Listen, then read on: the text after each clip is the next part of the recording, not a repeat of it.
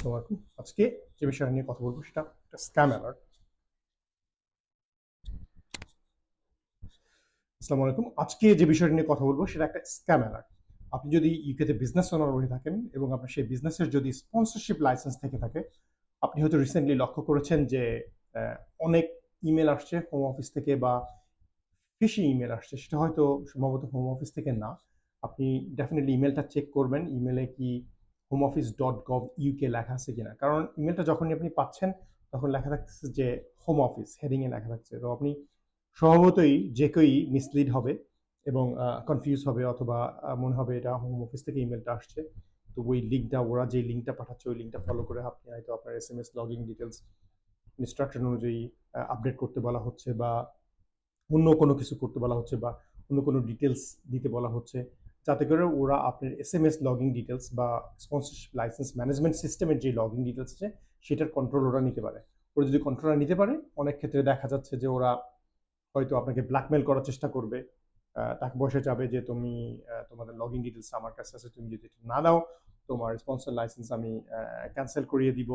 অথবা তারা হয়তো কস্ট ইস্যু করে কস্টটা অন্য কারোর কাছে বিক্রি করছে, আপনি অহেতুক ঝামেলায় পড়বেন।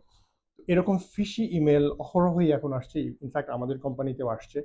তো আমি যখনই ইমেলটা ক্লিক করি তখন দেখি এটা এবিসিডি কোনো অন্য কোনো একটা ইমেল, কিন্তু হেডিংয়ে মনে হচ্ছে ক্লিয়ারলি ইমেলটা হোম অফিস থেকে আসছে। So you got to be very careful. Numerous email আসতেছে প্রতিদিনই, এবং আপনি যদি বিজনেস ওনার হয়ে থাকেন এই ব্যাপারটা আপনি খেয়াল করবেন, এবং আপনার যে লয়ার আছেন বা আপনার স্পন্সরশিপ লাইসেন্স করতে যে হেল্প করেছেন, অথবা যিনি অথরাইজিং অফিসার, অথবা যিনি কি কন্ট্যাক্ট, যিনি যার কাছে ইমেলটা আসছে, তাকে ডেফিনেটলি সাবধানতা অবলম্বন করতে বলবেন। প্লাস আপনারা যারা স্কিল্ড ওয়ার্কারে আছেন তারাও অনেক ক্ষেত্রে দেখা যাচ্ছে তাদের যে স্পন্সর আছেন তারা হয়তো অত অনেক ক্ষেত্রে লেখাপড়া হয়তো ঠিকমতো জানেন না, আসলে ব্যাপারটা কিভাবে হয় সেটাও জানেন না। আপনারা যদি স্কিল ওয়ার্কের ভিসায় থেকে থাকেন কোনো কোম্পানিতে, ডেফিনেটলি আপনি আপনার এমপ্লয়ারকে ব্যাপারটা ইনফর্ম করবেন যে যথেষ্ট ফিশি ইমেল, যত স্ক্যাম ইমেল আসতেছে SMS কে কন্ট্রোল নেওয়ার জন্যে। সো সেক্ষেত্রে হতে পারে দেখা যাচ্ছে ওরা SMS টাকে কন্ট্রোল নিয়ে আপনার স্কিল ওয়ার্কারটাকে ক্যান্সেল করে দিল, নতুন একটা কস্ট ইস্যু করে অন্য কাউকে বিক্রি করে দিল। তো এ ধরনের হতে পারে বা হচ্ছে। So you got to be very careful, এবং এটাকে কন্ট্রোলে নিতে হবে।